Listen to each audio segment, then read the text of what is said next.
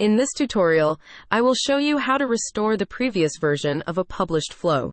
This feature allows you to revert back to the previously published state of your flow if you mistakenly delete some blocks in your flow, or if you incorrectly make changes to your flow.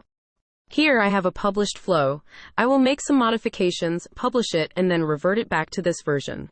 Let me show you.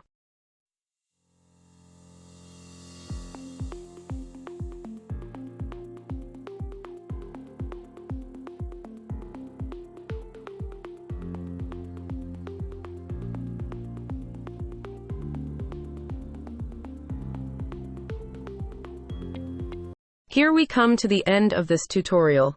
Thank you for watching.